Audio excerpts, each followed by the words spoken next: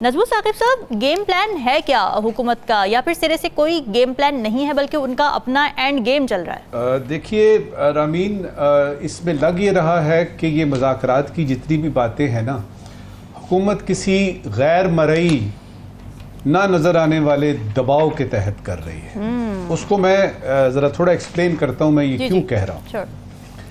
देखिए, जब से हुकूमत बनी है उसके कुछ अरसे के बाद से हम ये सुन रहे हैं कि टेम्परेचर कम होगा, मुज़ाकरात होंगे, खान साहब की तरफ से इनकार आ रहा है, इधर से इकरार जा रहा है, फिर ये आपस में कुछ गुफ्तगू हो रही है, पीपीपी जो है वो कुछ कह रही है, नून कुछ कह रही है।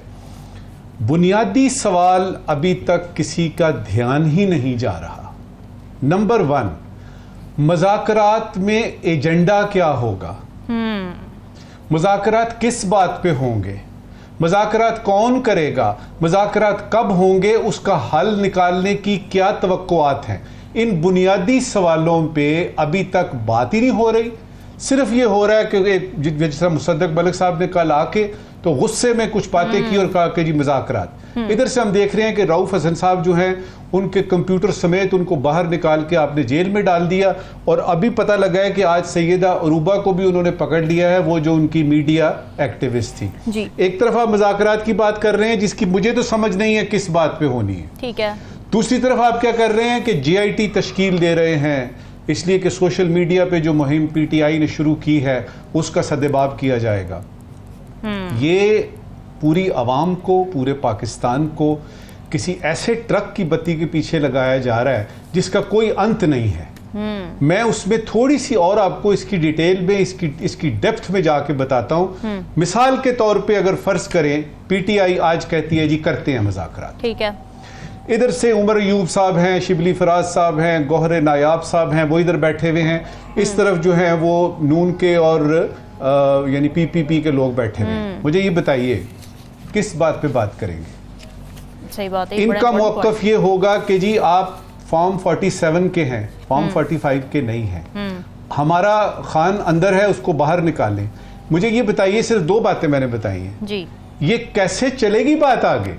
और कुछ ऐसी बातें भी हैं जो कि PTI चाहती है, जो कि पूरा करना, अगर उनकी डिमांड्स हैं पूरा करना, वो यानी हुकूमत वक्त के हाथ में ही नहीं है।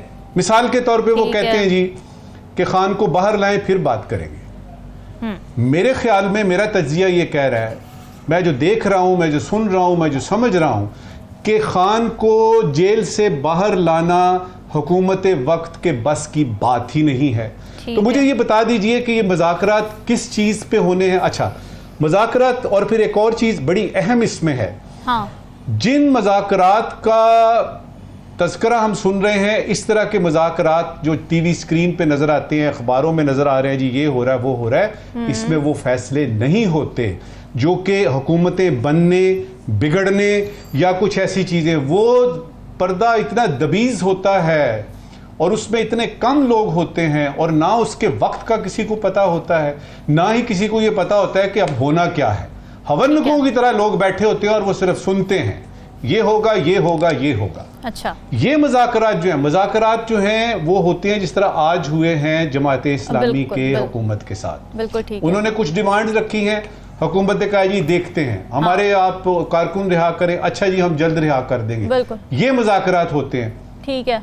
इस वक्त जो ये यानी सूरत हाल है जो मुसद्दक मलिक साहब ने कल इयादा किया मुज़ाकरात का, मुझे तो ये एक बहुत गहरा और अजीब सा एक मजाक लग रहा है। मुझे इसका कोई अंत नजर इसलिए नहीं आ रहा कि जितने भी मुज़ाकरात करने वाले हैं, कहने वाले हैं, सुनने वाले हैं, और सबसे बढ़ के जो मुज़ाकरात करने से इनकार कर रहे हैं, हाँ। मुझे तो पता नहीं वो किस चीज का इनकार कर रहे हैं। लिहाजा मुज़ाकरात एक मजाक है, और अच्छा। इसके पीछे, और ये इसलिए किया जा रहा है कि ताकि ये कहा जाए कि हम पॉलिटिकल स्टेबिलिटी की तरफ जा रहे हैं। लेकिन मैं ये वजाहत कर दूं इस वक्त की आखिरी बात, कि बातें करने से, बयानबाजी करने से इस तरह के मसाइल के पॉलिटिकल स्टेबिलिटी आ जाएगी, बातों से नहीं आएगी।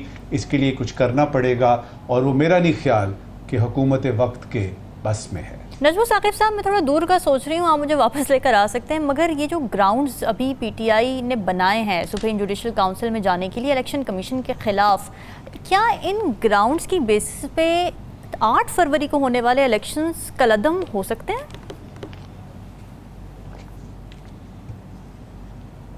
एक फिक्रे में तो जवाब, एक लफ्ज़ में तो जवाब ये है कि नहीं। अच्छा, नहीं हो सकता। दूसरी बात ये है कि ये जिस मिसकंडक्ट की बात हो रही है ना, अगर आप पीटीआई का वो देखें ना, जो कंप्लेन उन्होंने बना के तो भेजी है सुप्रीम जुडिशल काउंसिल में, उसका लुबे-लुबाब ये है कि इलेक्शन कमीशन ने मिसकंडक्ट का यानी वो किया है, और उसमें उन्होंने वो नहीं किया जो उनको करना चाहिए था, और उन्होंने वो किया जो कि मिसकंडक्ट के जुमरे में आता है। तो लफ्ज़ है मिसकंडक्ट। ओके। 35-36 साल हुकूमत की नौकरी की है, और उसमें ये आपको मैं बता दूं कि मिसकंडक्ट या जो लफ्ज़ है ना, इस तरह की चीज़ों को साबित करना जुए शीर लाने के मुतरादिफ होता है।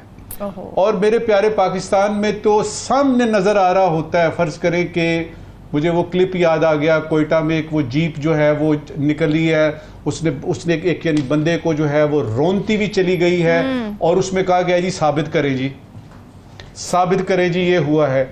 तो इतने सरीहन जो जुराइम हैं वो साबित नहीं होते, तो मिसकंडक्ट का तो सवाल पैदा नहीं होता। ठीक बात है। इसमें दोनों सूरतों में अगर तो सुप्रीम जुडिशल काउंसिल कहती है जी वाकई आप मिसकंडक्ट के मुर्तकिब हैं, तो उसमें होगा क्या? इनको हो सकता है अपनी नौकरियों से हाथ धोना पड़े, लेकिन जो सवाल आपने किया है उसकी तरफ तो सवाल ही पैदा नहीं होता कि जाया जाएगा।